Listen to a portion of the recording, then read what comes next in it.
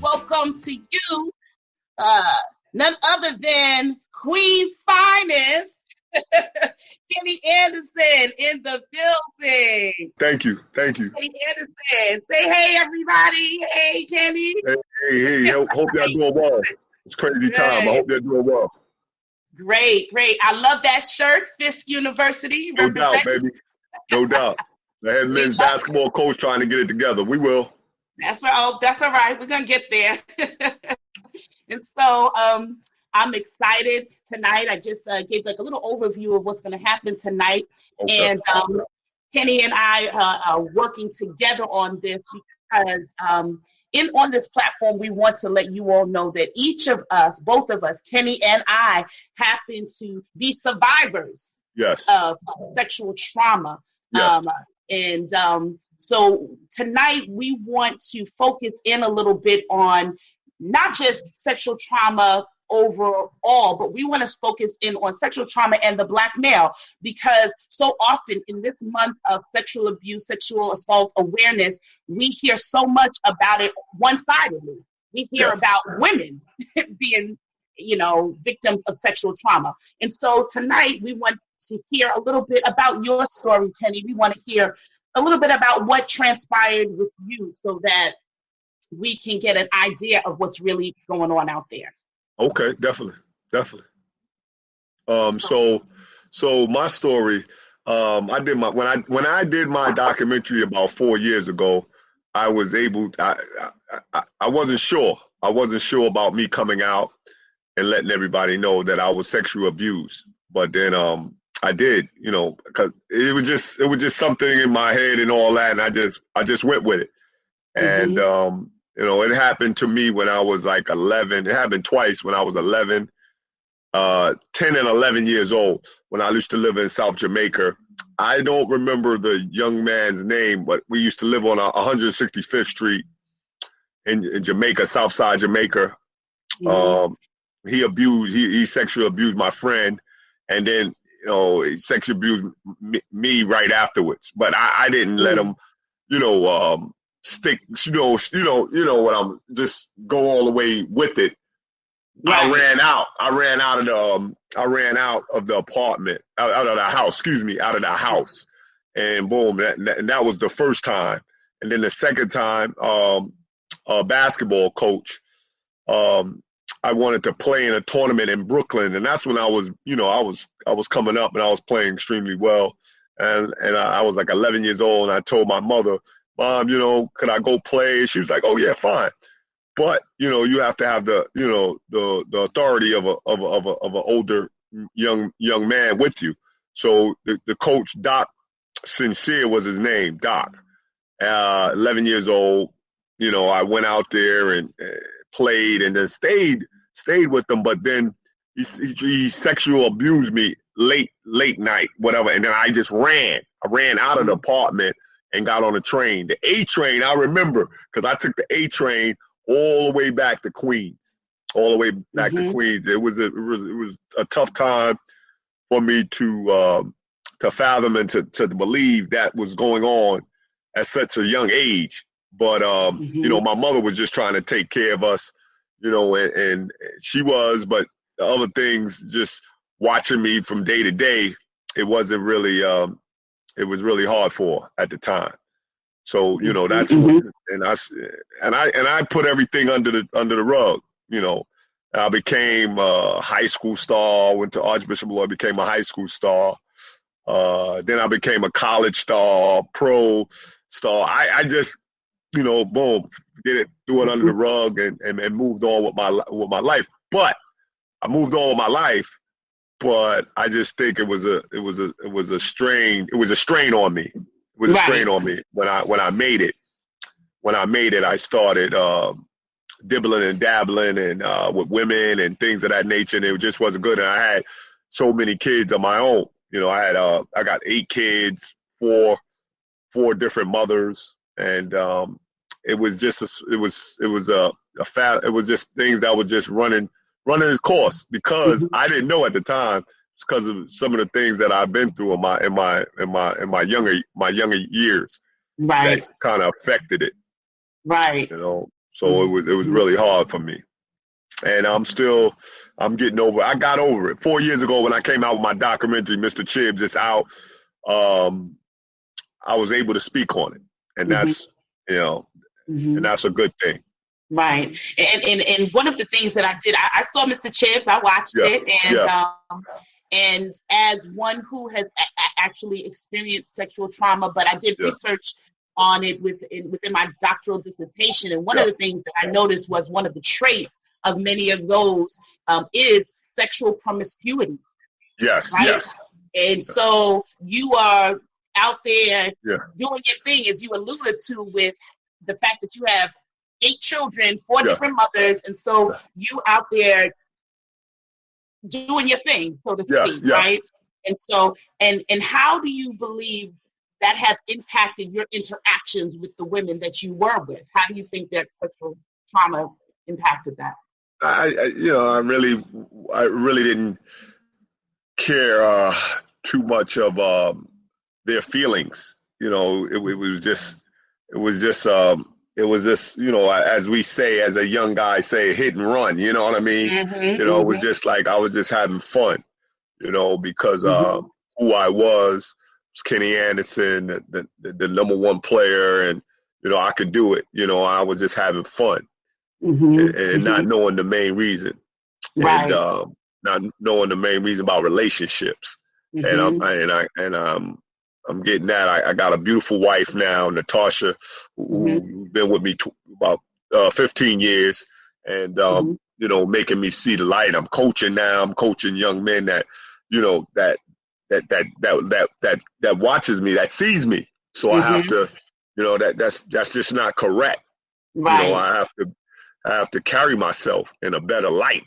Right. And I've been doing that, and it's a beautiful thing. But once you get to know yourself and to get away of your friends, I like this so-called friends. Right. They're not friends. They're so-called friends. I might, I got about 3-4 friends now. Three friends. Right. that I call my friends, and you just learn. You just learn from your mistakes. And I've learned. I've had a lot of mistakes, and I've learned. And you got to treat women. And me personally, you got to treat women with more dignity. Right. And that's what I've learned, through my experience. Okay. And it was just a bad sighting. I like to say a bad experience for me, being that I was young and I was caught up into that situation. But I learned, and you're not too old to learn, too young to learn, or whatever. Just just gravitate to the people that experienced it. So let me ask you this: how would you say, because it's no secret, you have also shared about your the way alcoholism has played a role. Yeah. And would you say that it was a numbing effect? You used that as a crutch in order to get through some of this, or what would you say? How would you speak to that? Yes, I would say, alcohol, but I was more of I didn't need the alcohol. I was more of for alcohol for joy, because for joy, I used the alcohol. So I was able to, cut it off. And right now I just drink special occasions, wine, that's it. You know, Okay. you got to. I'm dealing with, like I said, and I'll keep saying, I'm dealing with young men right now that looks up to me, that look up to me. So you And they're have to, watching. you have to watch, what you do, what you say at all times. And Okay. I was doing that for the joy. You know, I played in the NBA for 14 years. I went to Georgia Tech for 2 years. I was All-American, #2 pick in the draft. So it was different for me. It was different for me. Mm-hmm. But Okay. I think, and this is, this is no knock on myself. I had 14 years, but I think without the things that happened in my life, I would have played in the NBA at least 20 years. Okay. I could have played in the league at least 20. But And we believe it. yeah, We believe 20 it. on a higher level though, on a higher level, because I played about 11 years strong, and then 3 years of just going from here to there, what team, and just producing and just, just there you have it. But I believe if I would have been more focused on what was at hand, I could have played 20 years. Okay. So now, Kenny, you shared your story, and we're about to bring in Brother Jay Barnett. We're going to bring him on now, and we're going to just have a little conversation because he's going to share with us. He's heard your story, and we'll share some more information about what's going on. So we're going to bring Brother Jay. King Jay is coming on, and we should see him shortly. Jay. What's up, Jay? Hey, what's going on, guys? What's up, man? How you doing? Kenny, what's up, brother? How you doing, man? Yeah. Doing good? Good. Awesome, brother. Awesome. All right. Wonderful, wonderful. So, Jay, you've been listening in. You've heard Kenny share some of his stories. And so we just love for you to go ahead and share what you do, what you've heard, what you've been able to experience since you've been on. Yeah, so my name is Jay Barnett, former NFL player, now licensed and marriage family therapist and a speaker and author. I want to say I truly commend Kenny for his courage. Thank you. And really just humbly thank you for the opportunity to be able to share the platform. I think this is a great topic, not only just within our society, but it's a great topic amongst Black men. If you look at the statistics, 1 in every 6 male has been sexually assaulted or sexually abused, and it has become more prevalent than what we know because we don't really talk about those things, and there's even studies that shows maybe about 14%. Men actually can really remember or document the abuse compared to about 64% of women who can recall the abuse. Going back to what Kenny said, he just went on with life. And I think that's a lot of us as men. When things happen to us that are traumatizing, we just go on with life because it's just the nature of how we're reared. And I think overall that we're taught to be these gladiators. We're taught to not cry. We're taught to not really have feelings. And so when we do experience certain events and certain things that take place in our life, we kind of just live with it. And so and that's why I think it's so great that Kenny is speaking on this, and this is not a knock against him because, there's so many things that I hear as a clinician, and people would think, well, any male should be able to stop someone. And again, it has nothing to do with being a male. Most times the abuser, and just to give some context on that, most abusers, right, that are abusing kids, whether male or female, this is an act of power and control. That's right. That's right. Yeah, we even heard that when Kenny, you shared that one of the persons that abused you was a coach. And so they use their authority, they use their position to, kind of overpower you. And even when we, if we shift a little bit and we talk about how it impacts women, we see women in the workplace that are overpowered by their boss, their supervisor, and they use these things as a way to control you. So good point. Yeah. Yeah, and like I said, I talked to my mentor, Vincent Smith, Pierre Turner. They know now. When I let the story, when I did my doc, they know, and they were so pissed off. But it just happened like that. That's just life. That's what I was doing. At 11, when I didn't have that home structure. It was like that. And like I said, I was not.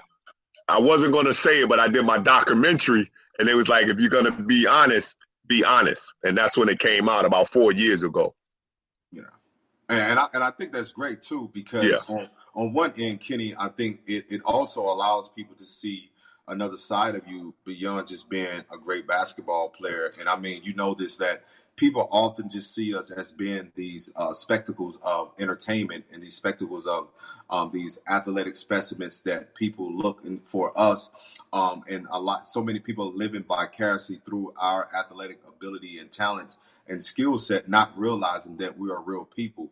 And I can truly say that for myself is that, in my book, Hello King, I talk about being physically abused from my stepfather. And my uncles, again, I didn't share it with my uncles. And so I didn't, really talk about it much because, as Kenny said, we just kind of move on with life. And I think this is great because when men see other men vulnerable and that we are able to share and truly be honest with the things that we experience, but also there's another side of the spectrum that you get to see that we are not what we've experienced and that we have all continued to evolve and try to grow in some way.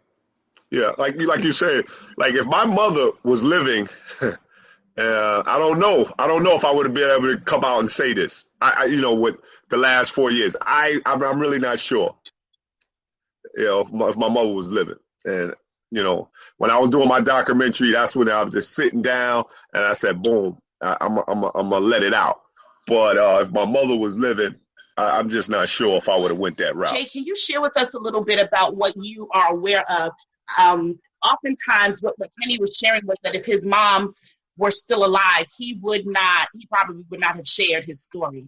And I realized that when dealing with many persons that have been sexually abused, including myself, oftentimes our first thought is to think about the other person, how it's going to impact our family members, our friends, just the whole, anybody, whether it's a teammate. We don't really think about how it's going to impact us. So when people have shared with me, they're like, I didn't want to tell anybody. I never wanted to tell my mom. I never wanted to tell my dad. I never wanted to tell.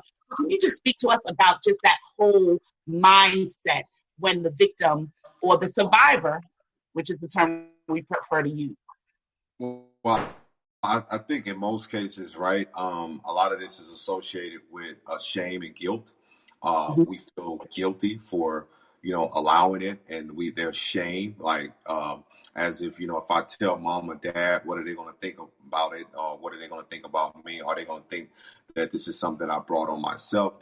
Am I making this up? And so I think that's a lot of the time what is associated with shame and guilt. Because again, the mind knows that something took place that was not right. But however, there is that sense of guilt and shame because how do my mom or my dad sees me? And then too, you're concerned about the other person as well.